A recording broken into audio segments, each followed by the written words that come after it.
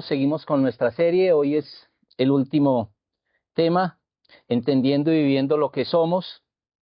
Y vivimos el Evangelio de la Gracia en cada rincón de la vida. Hoy el tema que nos toca es con nuestro dinero. Yo sé que a veces cuando hablamos de plata, ¿cierto? Podríamos, o algunos se predisponen, pero es poder entender que todo nuestro ser le pertenece al Señor, todo lo que somos es por la gracia y la misericordia del Señor. ¿Cierto? Y damos gracias a Dios por poder estar en una iglesia donde vemos que no nos manipulan con el dinero, sino que por el contrario hay un manejo transparente también y nos enseñan con una sana doctrina, bueno, y que el Señor me guíe también a mí, para poder hacerlo de una buena manera y poder también, como oraba Byron, pues que en lo que el Señor ha puesto, humildemente también, pues poderlo compartir a ustedes y que sea de bendición para todos. La forma en que manejamos el dinero habla de quiénes somos en Cristo. Nosotros no vivimos una vida aparte como cristianos y nuestro dinero lo manejamos de cualquier forma, sino que eh, quiénes somos en Cristo se ve reflejado en todas las áreas de nuestra vida y obviamente como cristiano también soy responsable de qué testimonio estoy dando a través del manejo de mis finanzas, de lo que yo hago con mi dinero. Y bueno, digo mi dinero, pero al fin y al cabo le pertenece a Dios, no es mío, sí. Entonces, yo sé que tengo algunas responsabilidades y una de las principales responsabilidades que tengo con el manejo del dinero es ser un buen proveedor en mi hogar, ser un buen proveedor en mi casa.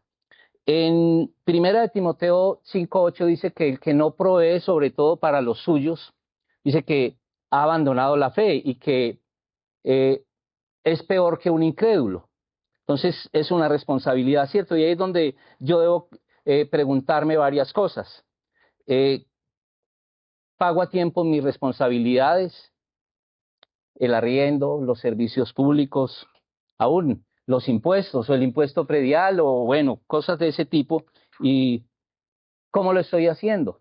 ¿Estoy siendo responsable en eso? ¿Cómo manejo mis tarjetas de crédito o los créditos que puedo tener? ¿Doy buen testimonio ante las personas o aún delante de los hermanos y de las personas que no conocen de Cristo? ¿Cómo es mi testimonio en esta área, cierto?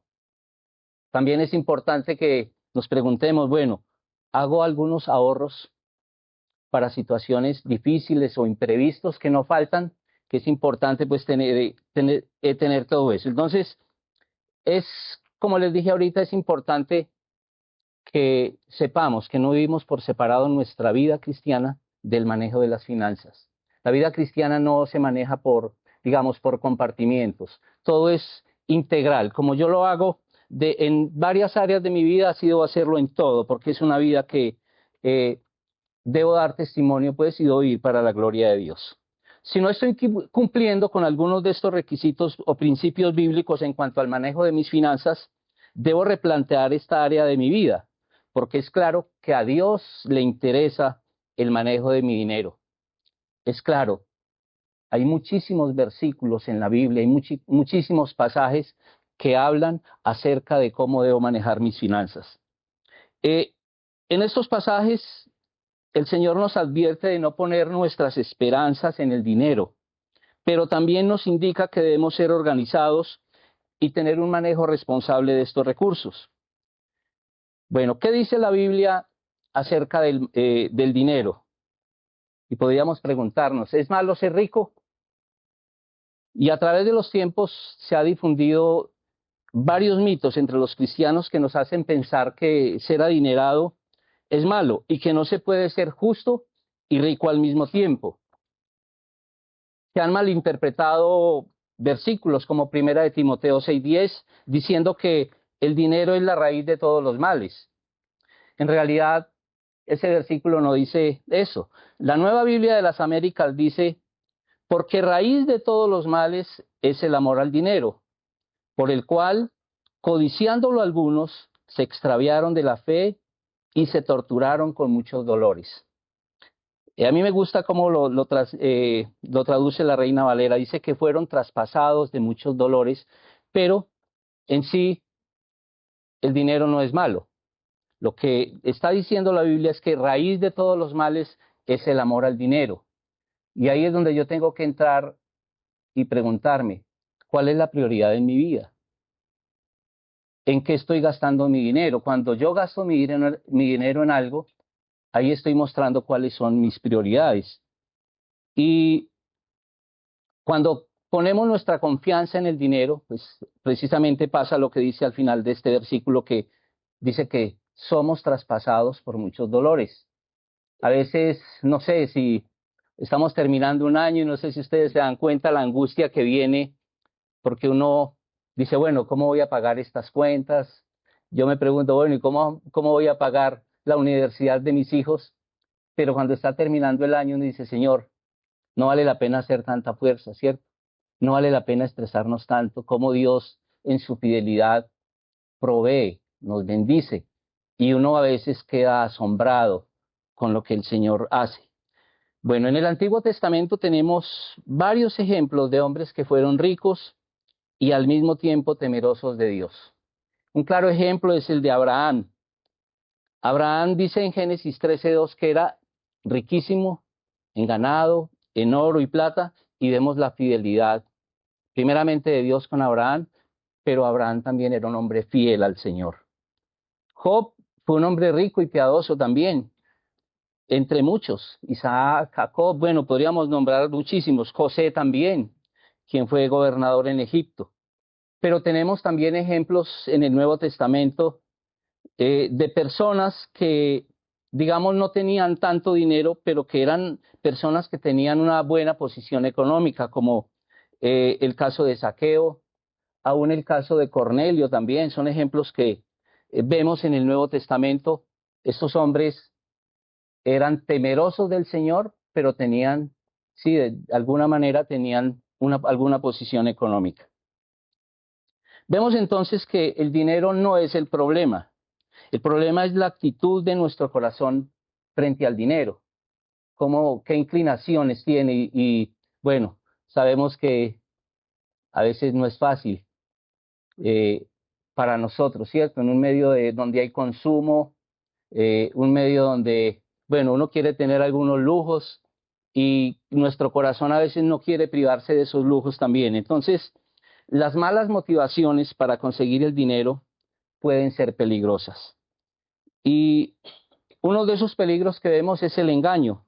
En Proverbios 11:1 dice que la balanza falsa es abominación al Señor, pero el peso cabal es su deleite. Esto se refiere a la honestidad y a la rectitud en los negocios y a la integridad. Y la integridad, que esos son principios divinos que reflejan la justicia de Dios. Y no solo para quienes somos independientes, sino quienes son empleados, también se habla de honestidad a la hora del trabajo. ¿Cómo lo estoy haciendo? Sí, lo estoy haciendo con gozo. Estoy solamente ahí porque me están viendo y mientras me están viendo lo estoy haciendo bien, o cuando estoy a solas lo estoy haciendo bien. Eh, yo recuerdo, bueno, cuando tenía una empresa, algunos empleados, eh, que algunos trabajaban de muy buena gana, tenía muy buenos empleados, pero no falta a veces como quien, y uno tiene ciertas diferencias y se va dando cuenta pues de lo que va pasando. Entonces, eh, es importante que cuando seamos empleados, como dice la Escritura, que lo hagamos como si fuera para el Señor. Y también cuando somos jefes, que recordemos que también tenemos un jefe en el cielo, que Él tiene nuestros ojos puestos en nosotros y que como jefes también debemos ser justos. Otra mala motivación es el robo, y no me refiero solamente a, digamos, a ir a atracar o así de esa manera, sino que en el robo se pueden presentar muchas cosas, muchas situaciones. A veces cuando en un supermercado o en la tienda nos devuelven más de la cuenta, uno se siente como tentado a quedarse callado, ¿cierto? Pero hay una lucha ahí en el corazón.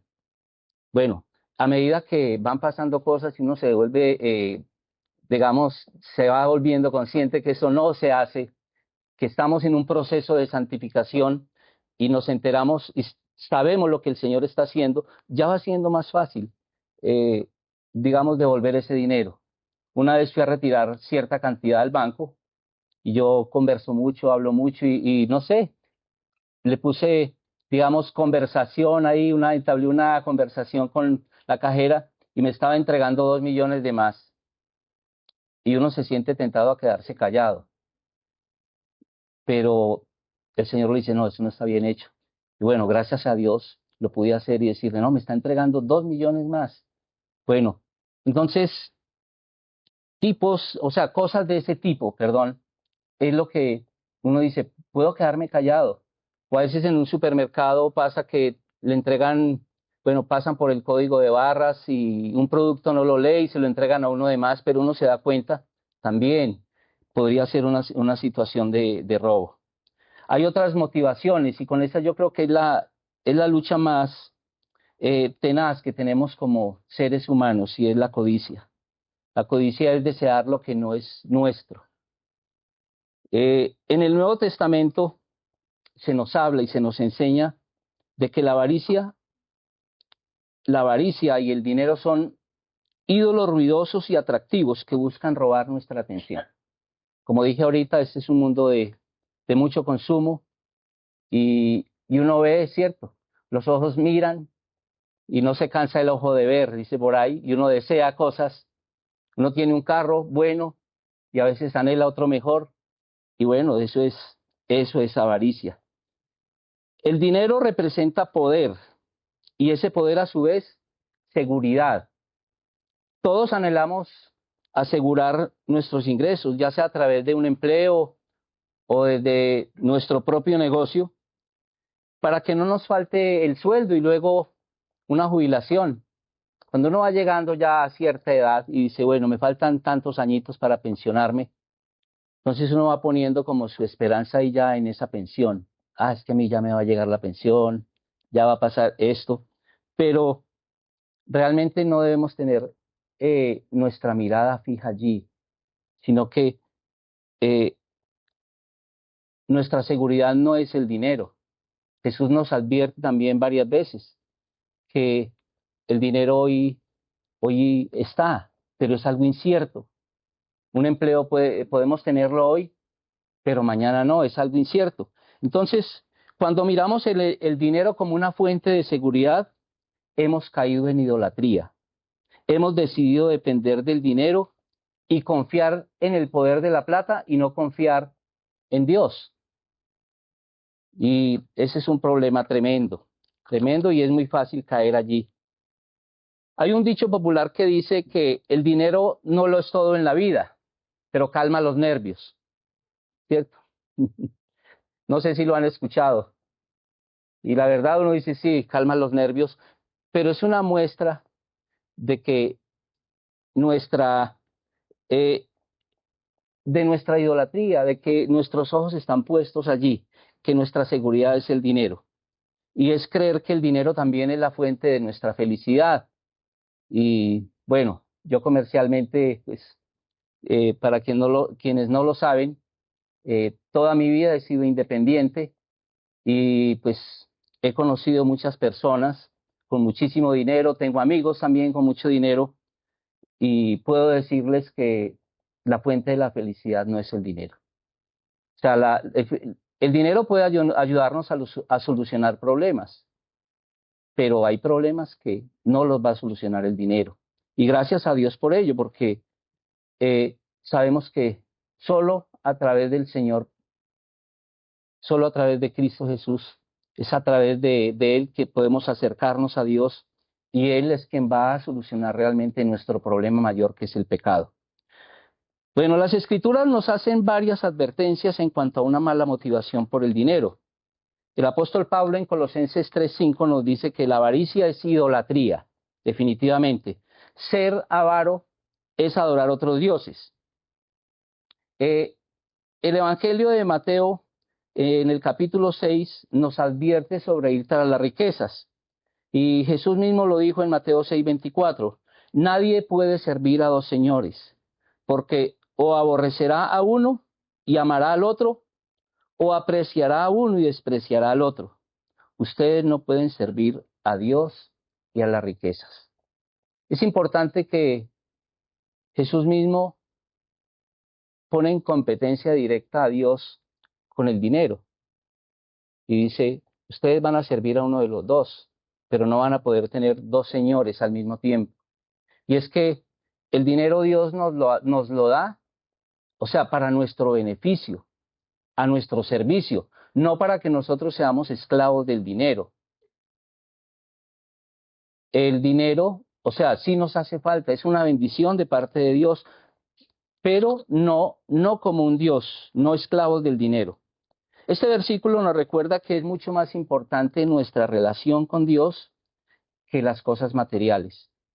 Si bien las cosas materiales son importantes porque las necesitamos para nuestro sustento, también debemos entender que tenemos que ser disciplinados, tenemos que esforzarnos en nuestro trabajo, pero el trabajo y el dinero no son un Dios. Lo más importante son las cosas eternas. No esto que es temporal no es lo más importante. Pero vuelvo y repito, también no podemos caer en extremos. Tenemos que tener un equilibrio allí entre volvernos perezosos, argumentando que la Biblia lo dice que busquemos primeramente el reino de Dios y su justicia y lo demás ha de ser añadido. Sí, sabemos eso, pero también tenemos que esforzarnos, poner de nuestra parte, pero sin caer en extremos.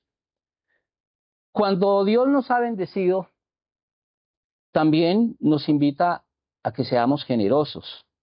La generosidad refleja lo que Cristo está haciendo en nuestros corazones. Y no puedo endurecer el corazón frente a una persona que está pasando por necesidad. Aún en la ley, Moisés, en el libro de Deuteronomio, capítulo 24, versículos 19 al 22, Dios ordenó dejar parte de la cosecha para los pobres, especialmente para los extranjeros, para las viudas y para los huérfanos. Y es que no podemos dejar pasar eso, o sea, que eso sea algo desapercibido para nosotros, sino que tenemos que tener presente en nuestro corazón el ser generosos. También la Biblia nos enseña que todo lo que existe le pertenece al Señor. En Ageo 2:8 dice, mía es la plata, mío es el oro, declara el Señor de los ejércitos. Y el Salmo 24, versículo 1 dice que del Señor es la tierra y todo lo que hay en ella, el mundo y los que en él habitan. O sea, todo le pertenece al Señor. Y ahí es donde yo tengo que ser consciente que no soy dueño de nada. Lo que tengo le pertenece al Señor. Así que somos mayordomos. Estamos administrando algo que no nos pertenece, que aparentemente nos pertenece, sí, pero debemos rendir cuentas al Señor de cómo administramos esos recursos que Dios nos ha provisto.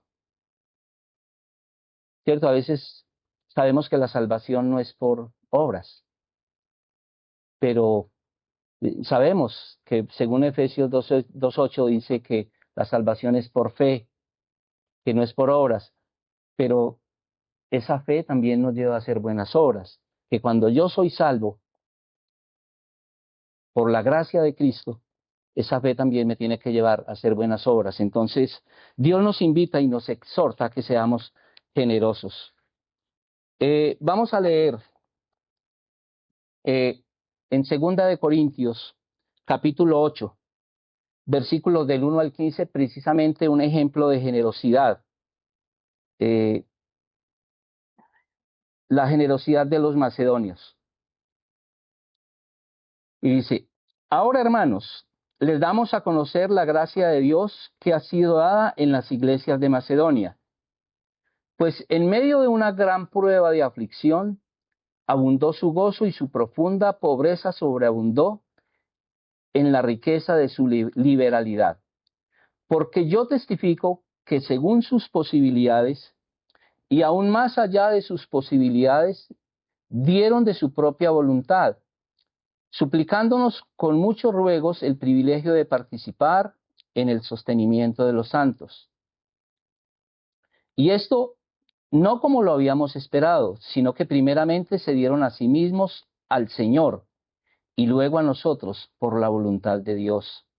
En consecuencia, rogamos a Tito, que él ya había comenzado antes, en consecuencia, rogamos a Tito que como él ya había comenzado antes, así también llevar a cabo en ustedes esta obra de gracia. Pero así como ustedes abundan en todo, en fe, en palabra, en conocimiento, en toda solicitud y en el amor que hemos inspirado en ustedes, vean que también abunden en esta obra de gracia. No digo esto como un mandamiento, sino para probar por la solicitud de otros también la sinceridad del amor de ustedes, porque conocen la gracia de nuestro Señor Jesucristo, que siendo rico, sin embargo por amor a ustedes se hizo pobre, para que por medio de su pobreza ustedes llegaran a ser ricos. Doy mi opinión en este asunto, porque esto les conviene a ustedes, que fueron los primeros en comenzar hace un año, no solo a hacer esto, sino también a desear hacerlo. Ahora pues, acaben también de hacerlo, para que como hubo la buena voluntad para desearlo, así también la haya para llevarlo a cabo según lo que tengan. Porque si hay buena voluntad, se acepta según lo que se tiene, no según lo que no se tiene. Esto no es para holgura de otros y para la aflicción de ustedes, sino para que haya igualdad. En el momento actual, la abundancia de ustedes suple la necesidad de ellos, para que también la abundancia de ellos supla la necesidad de ustedes, de modo que haya igualdad, como está escrito, el que recogió mucho no tuvo demasiado, y el que recogió poco no tuvo escasez. Bueno, está aquí la palabra del Señor.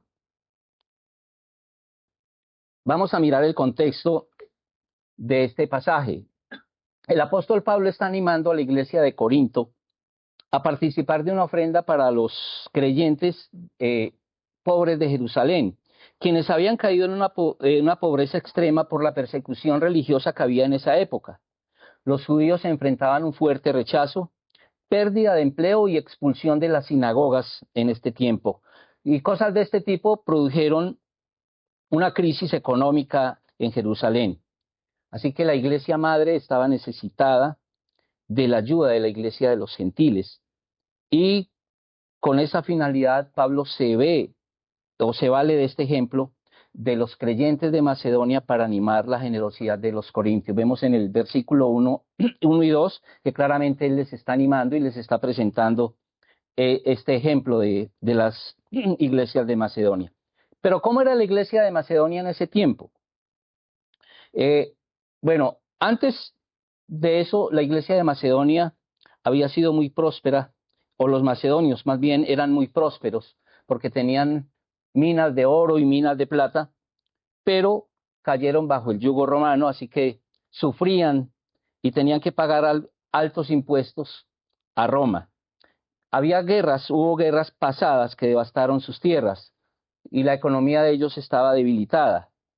Había persecución severa y estaban enfrentando oposición en la fe, y esto disminuía obviamente sus posibilidades económicas. Pero aún así, los macedonios dieron generosamente para sus hermanos en Jerusalén. Pablo dice que estaban en profunda pobreza, pero abundaron en riqueza de generosidad. Aunque eran los más pobres, dieron más allá de lo esperado.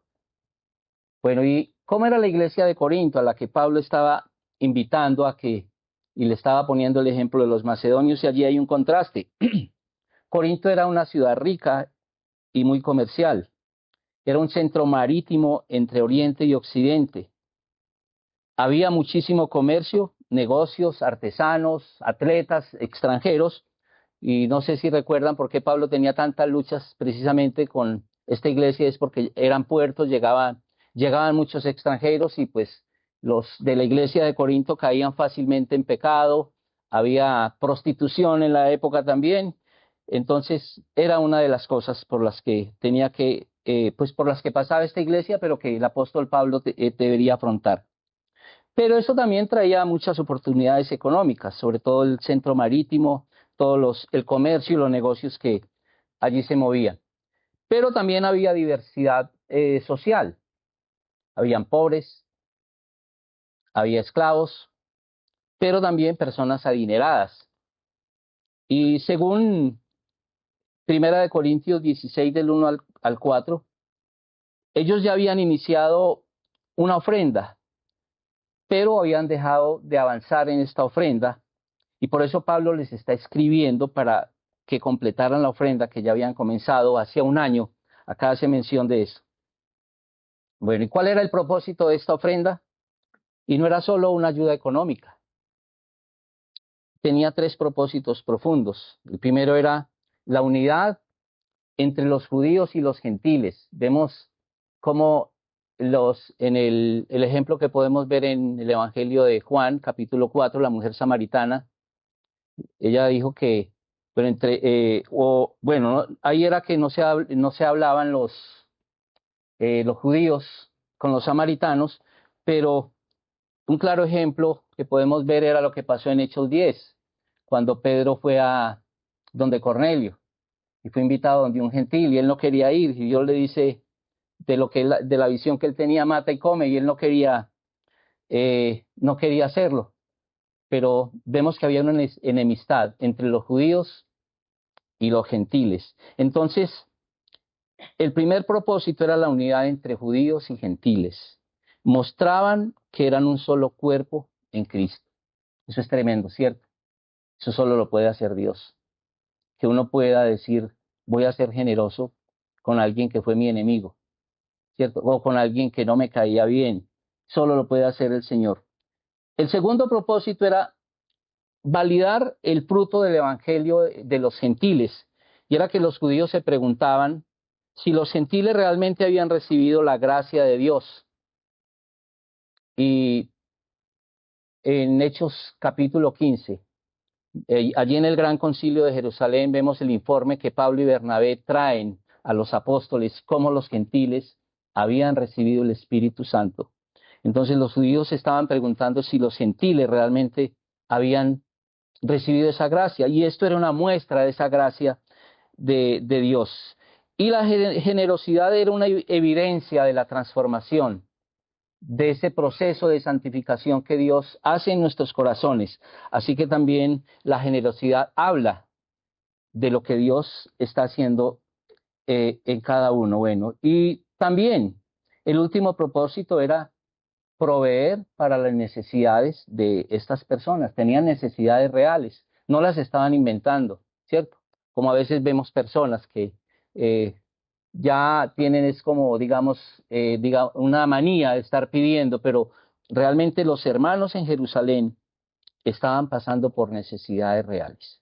Y los macedonios estaban proveyendo para esas necesidades que tenían. Este capítulo tiene cuatro, o enfatiza en cuatro partes. Primero, en la gracia. El segundo énfasis que hace es el sacrificio voluntario. Ahora lo vamos a desarrollar estos cuatro énfasis. El tercero es el ejemplo de Cristo. Y el cuarto énfasis es la equidad. Y es el primero, que es la gracia. Esta gracia produce generosidad. Y es interesante que el apóstol Pablo no empieza hablando de dinero, sino de la gracia de Dios.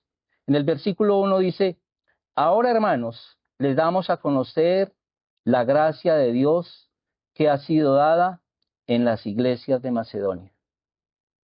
Es importante que Pablo menciona la gracia. Y es que solo a través de esa gracia que hemos recibido, que el Señor también mueve nuestros corazones a ser generosos. Y esa gracia de los macedonios es precisamente el resultado de que ellos pudieran ayudar a aquellos hermanos en necesidad. Y es algo muy tremendo, porque lo más posible es que eran personas que ni siquiera ellos mismos conocían, pero sabían que la iglesia de Dios, había tal unidad en la iglesia de Dios que ellos sin conocerlos estaban sembrando allí en los hermanos, simplemente, o simplemente no, por esa bobadita diríamos, ¿cierto? Porque sabían que eran hermanos en Cristo, que estaban sufriendo también por seguir a Cristo y que ellos también habían padecido y estaban aún padeciendo cosas similares. Y aunque se encontraban en una prueba de aflicción y estaban padeciendo una profunda pobreza, no cayeron en autocompasión o en descontento. Al contrario, lo hicieron con gozo y dieron más allá de lo esperado, aunque eran pobres. El versículo 4 dice que rogaban, le suplicaban, suplicándonos con muchos ruegos el privilegio de participar en el sostenimiento de los santos. Es algo increíble, ¿cierto? Que tal vez, o tal vez no, a lo mejor, a lo seguro, ellos tenían necesidades, pero le suplicaban, le rogaban a Pablo que no los privara de dar a ellos, que era un privilegio para ellos poder sembrar en estos hermanos.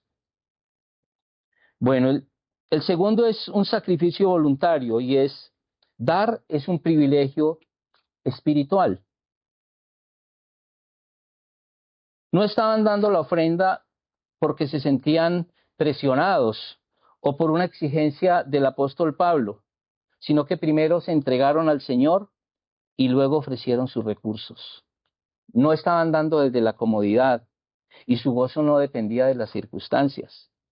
Primero el corazón y después la ofrenda. Es muy tremendo porque a veces cuando hay alguna dificultad económica, uno está así, digamos, como desanimado, ¿cierto? Sí, pero es tremendo esta iglesia como nos da ese ejemplo de, de que nuestro gozo no depende de las circunstancias, que nuestro gozo depende del Señor y que el Señor es quien nos levanta, Él es quien nos sustenta también. Pero el tercer punto es, vemos el ejemplo supremo que es Cristo Jesús. Y Cristo es nuestro modelo perfecto de generosidad. Él dejó las riquezas celestiales y tomó forma de siervo por amor a nosotros. Ustedes pueden imaginarse, o sea, qué necesidad tenía el Señor de venir, de encarnarse, de padecer, de sufrir lo que sufrió por nosotros. Y Cristo ya sabía que venía. Él ya tenía claro, eh, digamos, lo que Él venía a hacer. Pero Él por amor a nosotros lo hizo. Entonces es un ejemplo, es el ejemplo más tremendo de generosidad que podamos haber recibido. Y nuestro dar debe imitar ese amor sacrificial del Señor. Versículo 9 dice, porque conocen la gracia de nuestro Señor Jesucristo, que siendo rico, sin embargo por amor a ustedes se hizo pobre, para que por medio de su pobreza ustedes llegaran a ser ricos. Cristo se hizo pobre en su encarnación, en el rechazo, en la cruz. No fue solamente una pobreza material, sino una humillación voluntaria. Él, Él lo quiso hacer por nosotros. Y el propósito no era enriquecernos con riquezas terrenales, sino con perdón y con una esperanza eterna. Sí, porque este versículo muchos lo malinterpretan y dicen, bueno, sobre todo el Evangelio de la Prosperidad, y sacan este versículo de contexto y dicen que Cristo se hizo pobre para que nosotros fuésemos enriquecidos, pero tenemos claro que nuestra riqueza es espiritual, que nuestra esperanza no está puesta aquí, sino que nuestra esperanza está en la vida eterna. Bueno, y la cruz es la mayor demostración de generosidad en toda la historia. Bueno, el cuarto punto es dar con sinceridad y equilibrio. Eso produce equidad. Y allí desde el versículo 10 yo quisiera volverlos a leer hasta el 15. Pablo les dice, doy mi opinión en este asunto, porque esto les conviene a ustedes, que fueron los primeros en comenzar hace un año, no solo a hacer esto, sino también a desear hacerlo. Ellos tenían ese profundo deseo en el corazón, pero Pablo les está diciendo a la iglesia de Corinto que habían hace un año comenzado a hacerlo, pero se habían frenado, digamos, pero que tuvieran ese firme deseo de hacerlo. Ahora pues, les dice el versículo 11, acaben de hacerlo, para que como hubo la buena voluntad para desearlo, así la haya para llevarlo a cabo según lo que tengan. Porque si hay buena voluntad, se acepta según lo que se tiene, no según lo que no se tiene. Esto no es para holgura de otros y para la aflicción de ustedes, sino para que haya igualdad. Esto está hablando de equidad, ¿cierto? En ese momento la iglesia de Corinto, pues, económicamente estaba muchísimo mejor que la de Jerusalén, y el apóstol Pablo les dice, nuestros hermanos allí tienen esta necesidad, es importante que podamos hacer, digamos, esta ofrenda para que ellos no pasen necesidad. Bueno, dice el versículo 14, en el momento actual, la abundancia de ustedes suple la necesidad de ellos, para que también la abundancia de ellos supla la necesidad de ustedes, de modo que haya igualdad. Como está escrito, el que recogió mucho no tuvo demasiado, y el que recogió poco no tuvo escasez. Eh, es algo importante, que Dios no nos pide más de lo que tenemos. El propósito del dar en la comunidad cristiana es promover equidad, no desigualdad. Dios no está mirando cuánto estás dando, sino el corazón. ¿Cómo está mi corazón a la hora de dar? ¿Lo hago con gozo? ¿Lo hago realmente con un espíritu generoso? ¿O hay luchas dentro de mí? ¿Cierto? Bueno, y decía ahorita que no podemos permanecer ajenos a las necesidades de otros.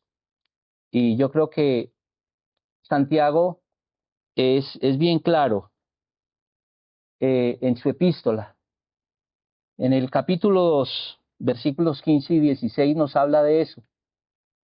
Dice que si un hermano o una hermana tienen ropa y carecen de sustento diario, y uno de ustedes le dice, vaya en paz, caliéntese y sáciense, pero no dan lo necesario para su cuerpo, ¿de qué sirve? ¿Cierto? ¿Cómo nos llama el Evangelio a ser generosos? ¿Cómo nos llama el Dios mismo a que a veces nos privemos de algunos o que no tengamos algunos privilegios y poder decir, bueno, hay alguien en necesidad, es necesario ayudar? Y a mí me llama mucho la atención lo que pasa en el libro en los Hechos, capítulo 10, con Cornelio. Eh, Quiero leerles del versículo 1 al 4, y dice, había en Cesarea un hombre llamado Cornelio, centurión de la cohorte llamada la italiana, piadoso y temeroso de Dios con toda su casa, que daba muchas limosnas al pueblo judío y oraba a Dios continuamente. Fíjense que no pasa inadvertido esta palabra, daba muchas limosnas al pueblo judío. Y dice el versículo 3, como a la hora novena, vio claramente en una visión a un ángel de Dios que entraba a donde él estaba y decía, Cornelio. Mirándolo fijamente y atemorizado, Cornelio dijo, ¿qué quieres, Señor? Y el ángel le dijo, tus oraciones. ¿Y qué más dice? ¿Lo están leyendo? Tus oraciones y tus limosnas han ascendido como memorial delante de Dios. Qué tremendo. La ofrenda, lo que él estaba ofrendando a los judíos, dice que había ascendido como una memoria delante del Señor. Yo vuelvo y repito, la salvación no es por obra, ¿cierto? Es por fe. pero esta fe debe llevarnos a hacer buenas obras. Bueno, yo sé que hemos hablado muchísimo, o he hablado mucho acerca de dar a los pobres, de dar a los necesitados, pero la Biblia también nos hace un llamado a dar para el reino de Dios. Y Jesús era claro cuando mandó a los 70 en grupos de 2 en 2, Él les dijo, el obrero es digno de su salario. Él les dijo que no llevaran sustento para su viaje, que el obrero era digno de su salario. Y es algo importante que nosotros debemos tener presente también, que es una responsabilidad del cristiano dar para que el evangelio sea predicado. Y en Primera de Corintios, capítulo 9, Pablo hace varias preguntas retóricas a la iglesia de Corinto, precisamente allí donde él tenía dificultades, donde estaban poniendo en duda su apostolado, pero el apóstol Pablo, sabiendo quién era él y quién lo había enviado, él le hace estas preguntas a la iglesia de Corinto y le pregunta, ¿quién ha servido alguna vez como soldado a sus propias expensas? ¿Quién planta viña y no come de su fruto? ¿Quién cuida un rebaño y no bebe de la leche del rebaño?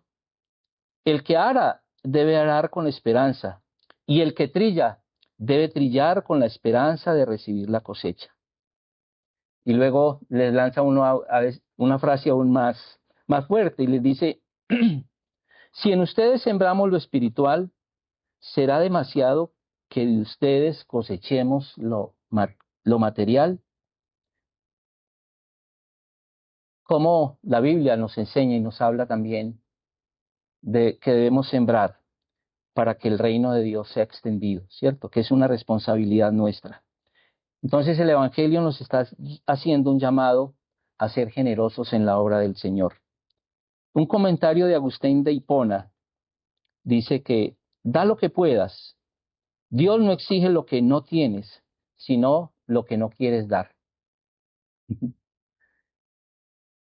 Sí, preciso, ¿cierto?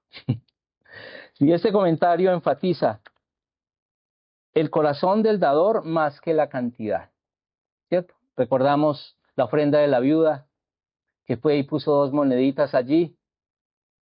Dicen los entendidos que eso equivale a $0.25, aproximadamente 1,000 pesos, pero Jesús dijo que ella había dado mucho más que los otros, porque los hombres ricos daban de lo que les sobraba, pero esta mujer, todo el sustento que lo tenía, fue capaz de entregarlo allí.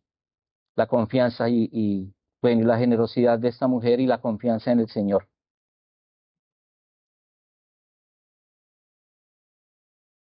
Bueno, y como conclusión, una generosidad genuina nace de la gracia de Dios. Definitivamente esto en un corazón que no esté rendido a los pies de Cristo, no van a entender, ¿cierto? No va a haber esa generosidad. O si lo hacen, muchas veces es esperando que Dios les bendiga y vemos que damos, nosotros damos porque Dios ya nos ha bendecido a nosotros. No damos con una mala motivación, no damos esperando que el Señor nos vaya a retribuir algo porque estamos dando, sino porque damos porque estamos agradecidos con el Señor. Eso se expresa en amor y en sacrificio. ¿Alguna vez, no sé, yo quisiera preguntarles, ¿alguna vez han hecho una ofrenda de una manera sacrificial diciendo, bueno, yo puedo dar esta ofrenda, lo voy a hacer con gozo, pero entonces me voy a privar de hacer aquello otro? O no voy a tomar unas vacaciones, o no voy a hacer esto, sí. O esto me limita a mí en esta parte, pero poderlo hacer de una manera sacrificial. También una generosidad genuina busca la edificación del cuerpo de Cristo, lo que hemos dicho, ¿cierto? No podemos pasar, digamos, o ser ajenos a la necesidad de un hermano y, y decirle, ven paz. Y si no le ayudamos con algo, ¿cierto? No sirve de nada. Entonces, es poder edificar el cuerpo de Cristo, los hermanos, quienes conocemos que hay necesidades, que debemos ayudarnos unos a otros. Y es una respuesta también a la gracia que hemos recibido. Si lo que Dios ha entregado, esa gracia que el Señor nos ha dado, cuando hacemos una ofrenda, cuando hacemos, digamos, somos generosos, es una respuesta a esa gracia que hemos recibido. Y cuando damos, reconocemos la soberanía de Dios sobre lo que poseemos. Dijimos ahorita que no somos dueños, sino que somos mayordomos, pero que como mayordomos también el Señor nos va a llamar y nos va a pedir cuentas. ¿Qué hemos hecho con lo que el Señor nos ha dado? No sé si recuerden bien la parábola del mayordomo infiel, cuando Jesús le dice al mayordomo, venga, rinda cuentas, ¿qué es lo que usted ha hecho con esto? Porque oigo de ti que estás despilfarrando esto y no vas a poder ser más mayordomo. Y le dice, tu mayordomía va a ser quitada.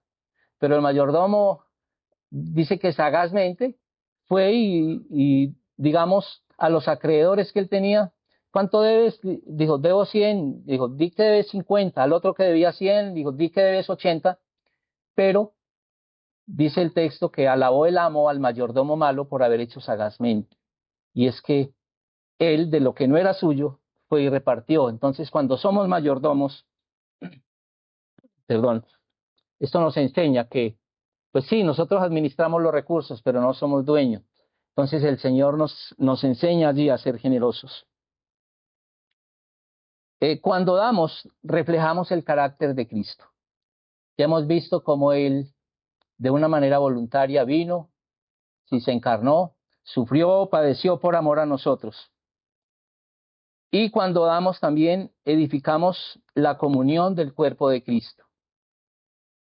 Es hermoso poder ver cómo a través de algunos o de unos hermanos, poder decir, este me ayudó cuando estuve en una necesidad económica.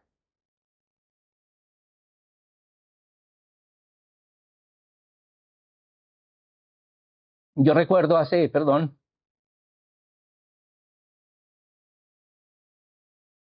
muchísimos años, yo estaba muy pequeñito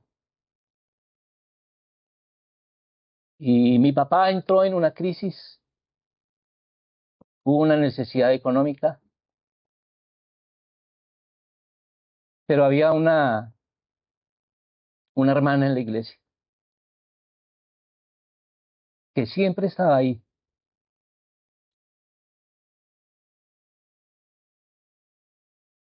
ayudándole a mi mamá, y son cosas que, perdón, que uno no olvida. Yo tal vez que tendría 12, 13 años en mi época de estudio, pero son personas que uno recuerda con mucho cariño y que puede decir, esto es verdaderamente vivir una vida cristiana, una vida entre hermanos, y bueno, es vivir una vida para la gloria del Señor. Y bueno, yo quiero también, pues, eh, felicitarlos a todos ustedes, quienes han podido o quienes han hecho una promesa de fe, eh, quienes la han podido llevar, digamos, a ser efectiva, y darle las gracias porque es una iglesia realmente que, pues, una iglesia naciente, pero que podemos ya decir, bueno, tenemos ese sueño, tenemos ese anhelo y se ha vuelto realidad de tener una sede propia. Obviamente hay unos compromisos económicos, pero que es de gran gozo y que podamos hacerlo con gran gozo. El sembrar en esta obra que es del Señor. Así que gracias a Dios por la generosidad de cada uno de ustedes. Como digo, no importa a veces la cantidad, sino lo que importa es el corazón, que primero nos damos para el Señor, pero luego hacemos nuestra ofrenda al Señor conforme a nuestra capacidad. Y vuelvo y repito, para el Señor no es importante la cantidad, sino el corazón que tenemos a la hora de ofrendar, de poderlo hacer con gozo, de que nuestra generosidad sea no como una obligación, no porque podamos sentir que entonces el Señor no nos va a bendecir, no, es porque tenemos realmente esa convicción de que si el Señor ha bendecido nuestro trabajo, si el Señor nos ha bendecido en todo lo que hacemos, estamos siendo agradecidos con Él. Entonces, gracias a ustedes y gracias a Dios por lo que se ha podido lograr hasta el momento y esperamos pues sacar esto también adelante, toda esta obra para el Señor. Bueno, entonces vamos a orar y a darle gracias al Señor por su palabra. Bueno, Padre, aquí estamos, Señor, y tú conoces nuestro corazón, Señor. Tú conoces también, oh Dios, lo que hay dentro de nosotros, oh Dios, y te rogamos, no nos dejes caer en tentación. No dejes que nuestro corazón, Señor, que nuestra mente se incline por las cosas materiales, Señor, a tal modo que haya idolatría, Señor, sino que nuestros ojos estén puestos en ti, oh Dios, nuestra esperanza esté puesta en ti, y que, Señor, no nos dejemos desviar, que, Señor, a pesar de las dificultades por las que podamos pasar, nuestra fe, Señor, esté siempre puesta en ti